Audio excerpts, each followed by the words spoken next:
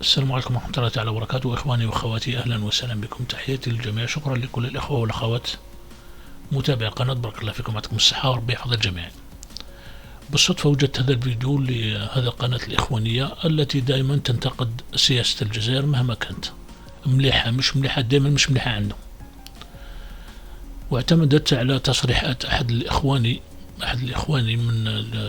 من حزب حمص، والله مش عارف شو يسموا هذاك الحزب نتاع الإخوان اللي كان في السلطة منذ قدوم عبد العزيز بوتفليقة الله يرحمه إلى 2012. كانوا في التحالف الرئاسي، وكلكم يتذكر هذا الحزب هذا بقيادة أبو جرة سلطاني في ذلك الوقت. تنتقد هذه القناة ميزانية الجزائر للجيش المخصصة للجيش في 2023 المقدرة ب 22 مليار دولار، يعني صعدت 1000 مرة أكثر من اللي كانت 11 و 12 مليار ولا تصبحت 22. وفي نفس الوقت قال لك الجزائر تعاني من عجز للميزانية لتسيير الدولة في الجزائر، بينما منذ أسابيع قليلة كانت الدولة الجزائرية أعلنت على احتياطي الصرف الجزائري اللي هو وصل 59 مليار دولار. يعني هذا الاحتياط الموجود في الخزينة وفي الصندوق الجزائري الحافظ للسيادة الوطنية. وسؤال المذيع: لماذا الجزائر تتسلح ولماذا هذه الميزانية 22 مليار دولار؟ ثم جبدنا زعما من أجل الزرباء، نحن زعما نتسلح من أجل الزرباء، ونحن ما حاطينها كاع في الحساب هذه الزرباء هذه. وأغلب المحللين الدوليين عارفين أن الجزائر تتسلح من أجل ضد الناتو منذ الهجوم على الشقيقة ليبيا. منذ ذلك الوقت والجزائر حاطة بالها على التسليح ضد من تدخل ضد ليبيا. وكل المحللين العسكريين والاقتصاديين والسياسيين دايرين هذا الموضوع هو الأول، إلا الإعلاميين هذو التابعين للإخوان دائما حاطين المروك في الطريق، والمروك ما عندهم يدخلوا، ما يهمناش أصلا، موش هامنا المروك. بل حتى تفتح الخطوط الهاتفية لتدخلات المتفرجين أو المشاهدين، والأكثرية تاعهم مراركة، لدرجة أنه واحد منهم مروكي قال: نحن نتمنى الحرب مع الجزائر. زادت الجزائر وهي إحدى القوى العسكرية الرئيسية المهمة في إفريقيا، زادت ميزانيتها الدفاعية للعام 2023 بأكثر من الضعف مقارنة بالعام الجاري، لتصل إلى أكثر من 22 مليار دولار، وهذا بحسب مشروع قانون المالية الذي أقره كما قلنا مجلس النواب. وهذه أكبر موازنة يحصل عليها الجيش الجزائري منذ استقلال البلاد، وتمثل ما معدله 20% من مجموع الموازنة العامة للدولة، والتي بلغت 98 مليار دولار، وعدت هي الأخرى أضخم موازنة في تاريخ الدولة. بهذا تبقى موازنة وزارة الدفاع الوطني في المركز الأول في بنود الميزانية العامة للدولة، تليها موازنة وزارة المالية التي بلغت قيمة مخصصاتها أكثر من 21 مليار دولار. وبعدما أقره مجلس النواب، يتعين على مجلس الأمة إقرار مشروع قانون المالية حتى يوقعه الرئيس عبد المجيد تبون، ويتم نشره في الجريدة الرسمية قانونا نافذا. أصبح تمويل هذه الميزانية ممكنا من الناحية النظرية على الأقل بفضل ارتفاع أسعار المحروقات التي تعتبر المصدر الرئيسي للدخل في الجزائر. بموجب مشروع القانون فإن القيمة الإجمالية للنفقات المتوقعة بلغت أكثر من 99 مليار دولار، في حين بلغت قيمة العائدات المتوقعة 56.8 مليار دولار، أي أن العجز في الميزانية يزيد عن 42 مليار دولار، ما يطرح طبعا تساؤل: إذا كان هناك حالة من العجز الكبير فلماذا إذن الضخامة في ميزانية الدفاع؟ النائب عن حركة مجتمع السلم حمص، الكتلة المعارضة الوحيدة في البرلمان، يوسف عجيسة، طالب بإخضاع موازنة الجيش للرقابة النيابية وتقديم تفسيرات حول ارتفاعها من 10 مليارات دولار خلال العام الجاري إلى 22 مليار دولار في موازنة العام المقبل. واستغرب النائب عجيسة عدم التطرق للقفزة التي سجلتها موازنة المؤسسة العسكرية بقوله: أتعجب من أن مجمل مداخلات النواب لم تشر إلى القفزة الكبيرة لميزانية وزارة الدفاع. طبعا والكلام للنائب الجزائري. تأتي هذه الزيادة غير المسبوقة على الإنفاق العسكري في سياق توترات شديدة بين الجزائر والمغرب، بعد أن قطعت الجزائر علاقاتها الدبلوماسية مع الرباط في أغسطس العام الماضي بسبب الخلافات العميقة بين الجارتين حول إقليم الصحراء والتقارب الأمني بين المملكة وكيان الاحتلال الإسرائيلي. هناك أيضا دول أخرى تحد الجزائر، ولا تبدو أن الأوضاع على الحدود آمنة ربما بما يكفي إعطاء وطمأنة الجزائر، وهذا ربما ما دفع من رفع هذه الميزانية بحسب متابعين. الجزائر إذن تخصيص أكبر ميزانية عسكرية في تاريخها. ما الحاجة وما هي المخاطر التي فرضت هذه الزيادة؟ لماذا كل هذه الميزانية؟ هل الجزائر مقبلة على مرحلة برأيكم تحتاج فيها لمواجهة العديد من المخاطر؟ ما هو مصدرها؟ وكيف تكون الزيادة بهذا القدر في ميزانية الدفاع والحال أن هناك عجز كبير في الميزانية أساسا؟ سنعود الجمهور لكل من يود أن يدلي بدلوه.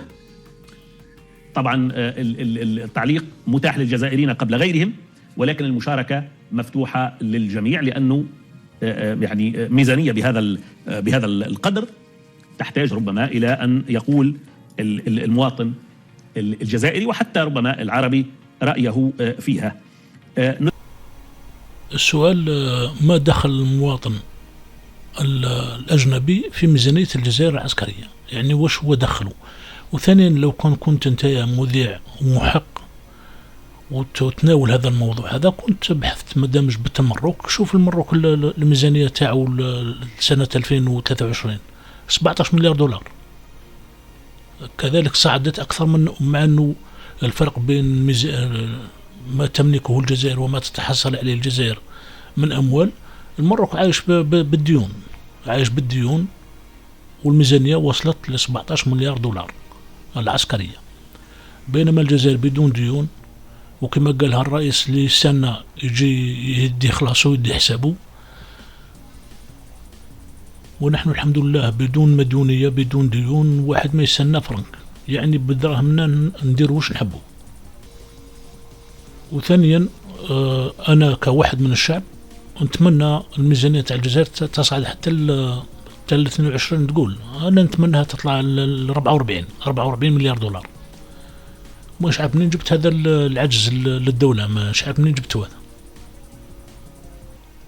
طبعا هناك الأكثرية من هذا النوع هذا اللي ما عندهمش تاريخ، ما مش عارفين حتى كيفاش التاريخ. الجزائر لما كانت بدون سلاح وآلاف المجاهدين دفعوا حياتهم ثمن لقطعة سلاح لتهريبها للجزائر، آلاف ولتحرير الجزائر. وأغلبية الجزائريين يعرفوا خط موريس وخط شارل، اللي كانت هذه الحدود ممنوعة على أي مواطن جزائري يمر بها، سواء الجهة الغربية أو الجهة الشرقية. كذلك لازم تفهم خلاف المروك مع الجزائر ليس بسبب الصحراء الغربية، لأنه الصحراء الغربية كانت موجودة حتى في 1989 لما دخلتم انتم كلكم للجزائر بحجة أنه المغرب العربي واتحاد المغرب العربي، وقضية الصحراء هذه كانت موجودة. ولا أدري هذا الشعب الجزائري لكم تحدثوا باسمه، من هو هذا الشعب؟ من؟ هل انتخبكم؟ هل صوت عليكم؟ فوضكم تتحدثوا باسمه؟ ونحن كجزائريين نتمنى للدولة الجزائرية تقوي الجيش لدرجة يطمن بها كل مواطن جزائري، تهموا الجزائر وتخاف على الجزائر. ولو تنظر لمساحة الجزائر كم هي ومساحة المروك كم هي، 17 مليار دولار ما حيرتكش، و22 مليار دولار حيرتك. معلومة صغيرة نقدمها لإخواني المشاهدين الجزائريين: العرض العسكري اللي كان تعمل في الجزائر مؤخرا، هذاك الديفيلي هذاك صناعة جزائرية مالغري لاباز روسية، الدبابة 62 و 72، ولكن تسليح تلك الدبابات اللي راكم تشاهدوا فيها كلها تسليح ومتطور من طرف الجزائر والصناعة الجزائرية. ولكي تتأكدوا من كلامي، شاهدوا الترميناتور الروسي والترميناتور الجزائري لكي تعرفوا اختلاف السلاح الروسي والسلاح الجزائري. طبعا التعليق متاح للجزائريين قبل غيرهم، ولكن المشاركة مفتوحة للجميع، لأنه يعني ميزانية بهذا القدر تحتاج ربما إلى أن يقول المواطن الجزائري وحتى ربما العربي رأيه فيها. نذكر بأنه الجزائر الحقيقة تنظر إلى عدد من الدول، النيجر ومالي وموريتانيا وليبيا وتونس، تنظر إلى أنه بعض هذه الحدود مع هذه الدول تعاني ما يشبه الهشاشة، لا يوجد تأمين كافي، وهناك أيضا تنظيمات توصف بأنها تنظيمات إرهابية كان في شمال النيجر أو شمال مالي، وبالتالي الجزائر تقول بأنها تحتاج ربما إلى تطوير ميزانيتها الدفاعية ومنظوماتها طبعا، ما يؤهلها لتأمين حدودها مع كل هذه الدول. وهذا بنظر متابعين ومحللين يحق للجزائر طبعا أن تستعد، وليس فقط لأنه تقليديا أو بداهة كثيرون مباشرة بمجرد أن تتحرك الجزائر لزيادة ميزانية الدفاع النظر دائما يعود إلى المغرب وتوتر مع المغرب. قد لا يكون الأمر كذلك، هناك دول أخرى كما ذكرنا الحدود معها لا تبدو آمنة بما يكفي ليعطي رسائل طمأنة للجزائر. الحقيقة أكثر الحدود الآمنة بخصوص جيران الجزائر هي حدود تونس، ليبيا، مالي، النيجر، الصحراء الغربية. الحدود الغير آمنة الوحيدة هي جهة المروك المتحالف مع الكيان، وهذا الشيء اللي يعجز أنه يذكرها. الهاشمي من السعودية يقول: يبدو لي أن ميزانية وزارة الدفاع الجزائرية معقولة، حيث أن مساحتها قارة، والمسلم القوي أحب إلى الله من الضعيف، خاصة بعد تنامي الإرهاب على الحدود الجنوبية كما يقول الهاشمي. على كل حال أنا لن أعلق كثيرا على الهاشمي، ولكن الاستشهاد بأنه المسلم القوي أحب إلى الله من المسلم الضعيف لا أدري إذا كانت تتعلق بالميزانية أم قوة من نوع آخر.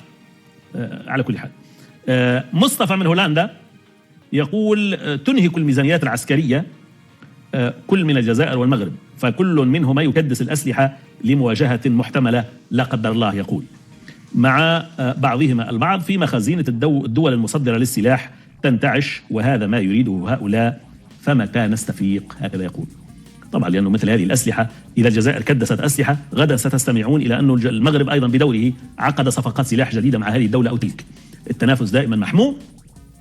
والرابح كما يقول مصطفى من هولندا هم بائعو السلاح والشركات ومصانع الأسلحة، أكانت في الشرق أو في الغرب. إدريس من المغرب: السلام عليكم ورحمة الله وبركاته. وعليك السلام. يقول: ينبغي أن تخصص هذه الميزانيات لسد حاجيات الفقراء ومشاريع التنمية الاجتماعية. كلام معقول على كل حال، ولكن لا يعني أن الجزائر الحقيقة لم يولي مثل هذه الشرائح، يعني لم يعطيها حظها، لأنه هناك حديث كبير على أن الجزائر يستثمر حتى في الجنوب الجزائري يعني للمزارعين وللفلاحين، خصوصا مع انتعاش أسعار الغاز والنفط وغيرها. طيب معنا مشارك يوسف، مساء الخير. مساء الخير أخي صالح. يا هلا بك. أولا هذه الأموال التي تنفق الجزائر على الأسلحة لا تنفقها على التنمية في بلادها. فمثلا قطر صرفت 200 مليار دولار ونمت بلادها واحتضنت كأس العالم، وعندها الغاز مثل الجزائر، والجزائر عندها الغاز مثل قطر، ولا تنمية، لا ناطحة سحاب، لا أي شيء. أما خردتها الروسية التي تشتريها للمغرب ضدا في المغرب، فالمغرب عنده أسلحة جد متطورة وجد فتاكة أمريكية. فنحن نطلب من جلالة الملك أن يعترف بالقبائل ويعمل سفارة القبائل في الرباط وسفارة القبائل في العيون. والنهار الأجمل عندنا في حياتنا نحن 40 مليون مغربي هو الحرب مع الجزائر. هذا هو اليوم العظيم عندنا، الحرب لننهي رأس الحية في هذه بالله عليك يا يوسف، انت الان يعني تعقل ما تقول بالضبط؟ يعني انت اسعد ايام حياتك ان تشتعل الحرب مع الجزائر؟ هذا كلام عاقل؟ والله يا اخي نحن اسعد ايام حياتنا ان تشتعل الحرب مع الجزائر، لانها فتنة في المغرب العربي. يعني واسرائيل ليست فتنة؟ إسرائيل والله العظيم أنا التقيت برجل أعمال إسرائيلي قال إذا إيران تدخلت في الشؤون المغربية هي والجزائر والله العظيم سنمحيهم ب5 دقائق. لم نترك المغرب وحده، سنمحي الجزائر على وجه الأرض وبترولها وغازها وكل شيء فيها، هي وإيران وحزب الشيطان في لبنان.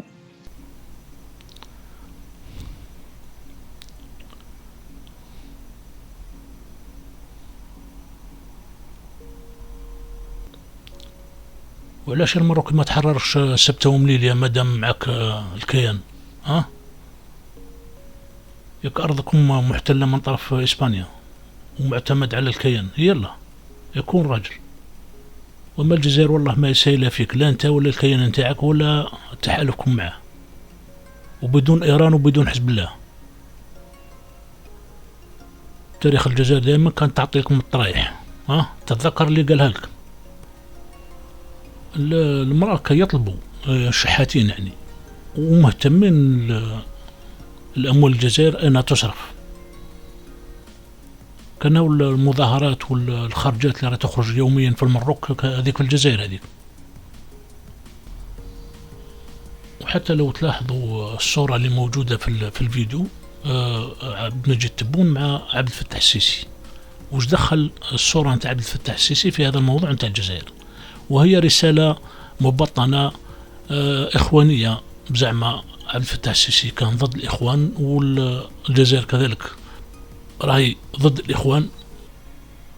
ولكم سمعتم العضو من الإخوان اللي تدخل وطلب تفسير من نواب تفسير هذه الميزانية الخاصة بالجيش الوطني الشعبي.